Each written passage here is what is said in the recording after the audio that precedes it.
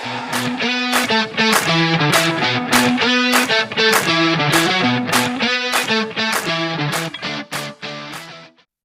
lagi di channel Give Out Football, channel yang membahas tentang Manchester United secara ringan-ringan saja. Halo teman Give, balik lagi di Give Out Football. Sebentar lagi akan ada pertandingan antara Arsenal melawan Manchester United.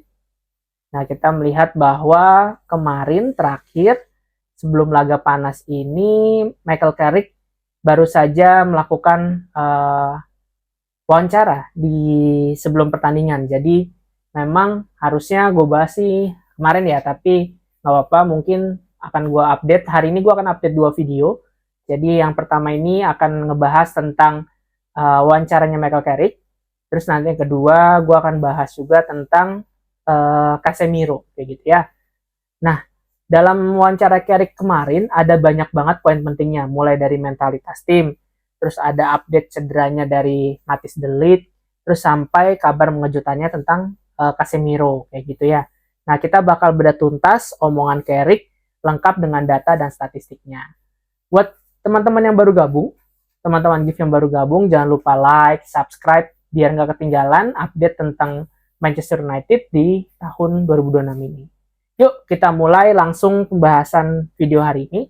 Yang pertama adalah tentang poin pertama yang ditekankan Carrick adalah tentang mentalitas. Kita tahu fans United termasuk saya langsung hype banget nih abis kemenangan kemarin lawan Manchester City. Abis golnya Bryan Mbeumo, Patrick Dorgu nyetak gol lawan City kemarin. Tapi Carrick gimana? Carrick tetap dingin, tetap tidak menggebu-gebu yang terlalu dari hasil yang kemarin ya. Jadi memang Carrick tetap fokus di dalam membangun timnya. Carrick bilang gini, intinya adalah bahwa satu pertandingan itu tidak membuatmu jadi tim hebat. Itu memberi fondasi, tapi kita harus seimbang antara percaya diri dan tetap menapak di bumi. Ini penting.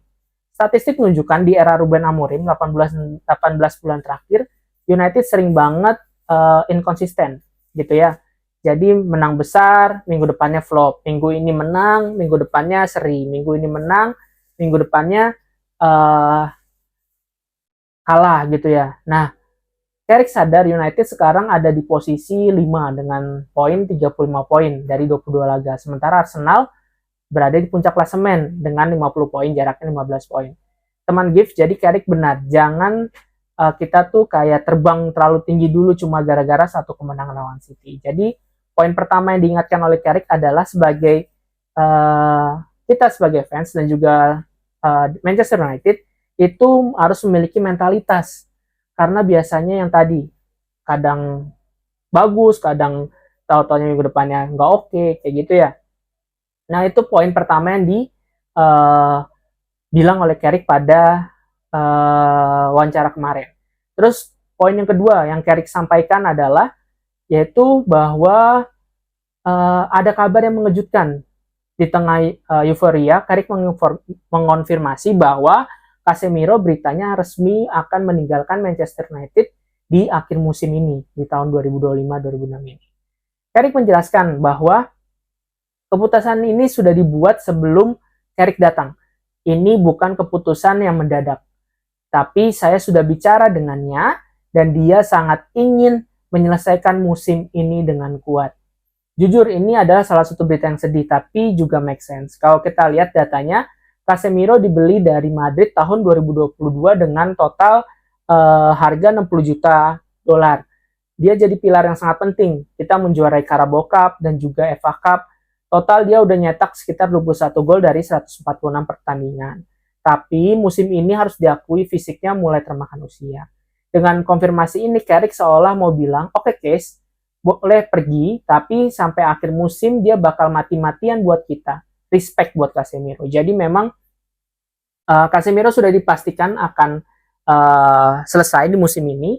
Dan tapi nanti gue akan bahas banyak terkait Casemiro di video selanjutnya ya.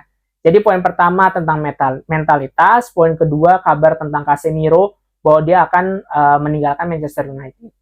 Poin selanjutnya adalah tentang kondisi squad. ada kabar masih kurang mengenakan, yaitu tentang Matthijs de Ligt ya.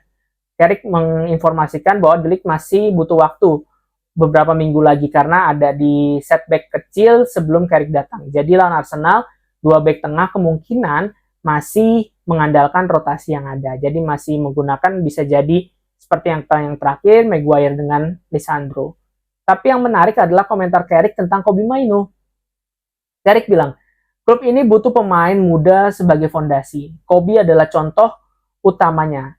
Carrick memuji karakter Kobbie yang bisa main di laga besar di usia semuda itu. Kenapa ini penting? Karena di era Amorim, banyak yang bilang Kobbie agak tenggelam.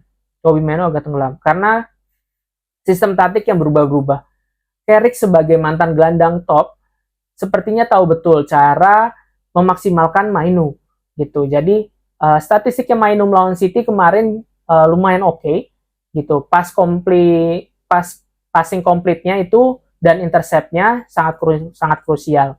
Carrick mau bangun tim di sekeliling anak-anak yang muda, termasuk rekrutan baru seperti Sesko dan juga Zirkzee yang sempat disinggung soal gaya mainnya yang beda. Jadi kabar selanjutnya ada dari squad bahwa Matthijs de Ligt memang tidak bisa bermain saat ini, jadi kemungkinan besar duet backnya kembali ke Maguire, Lisandro, dan juga kabar tentang Kobbie Mainoo yang menjadi peran penting di formasi Carrick pada saat ini. Kayak gitu. Nah, terakhir Carrick bicara tentang Arsenal. Carrick nggak malu-malu muji Mikel Arteta. Dia bilang, mereka adalah tim yang sangat bagus, punya banyak poin kuat. Arteta layak dapat kredit besar. Carrick realistis, Arsenal lagi terbang di Liga Champions dan Premier League.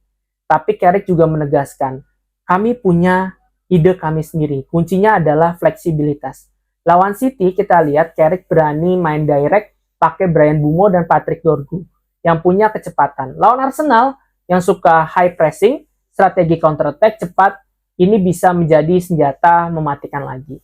Statistiknya Arsenal musim ini sangat dominan dan dalam penguasaan bola. Tapi United di bawah Carrick, meski baru satu game, main lebih efektif. Challenge intensity Borough, klub Carrick sebelumnya, memang rendah. Dia lebih suka pakai di mid block yang rapi. Kemungkinan besar di Emirates nanti kita bakal lihat United main sabar dan nunggu momen buat membunuh lewat transisi. Nah, di yang saat ini Carrick mulai membicarakan tentang Arsenal dan melihat bahwa Carrick sadar bahwa keadaan tim Arsenal lagi dalam masa-masa yang tinggi gitu ya di sana. Nah, Carrick menyadari bahwa cara bermainnya akan disesuaikan kembali dengan keadaan Arsenal. Mungkin bermain mid block sambil menunggu bola dan direct ke depan. Itu perkiraannya ya dari saya. Nah, kesimpulannya teman GIF, dalam wawancara ini nunjukin Michael Carrick itu adalah salah seorang yang tenang, cerdas, dan realistis. Dia nggak jualan mimpi, dia kasih fakta. Casemiro pergi, De Ligt cedera, tapi tim punya fondasi yang kuat dan mentalitas habis lawan City. Gimana menurut teman-teman GIF semuanya? Apakah taktik sabarnya Carrick bakal ampuh ngeredam Arsenal di Emirates hari ini? Dan apa pendapat teman-teman soal cabutnya Casemiro? Tulis prediksi skor kalian di kolom komentar ya. Saya prediksi, saya optimis lah. Manchester United bisa mendapatkan 3 poin di pertandingan kali ini nanti. Let's see. Jangan lupa teman-teman GIF semua untuk like video ini, share video ini ke teman-teman kalian atau orang-orang yang ada di sekitar kalian, fans-fans United. Dan sampai jumpa di review pasca pertandingan nanti. Glory Man United. Bye-bye.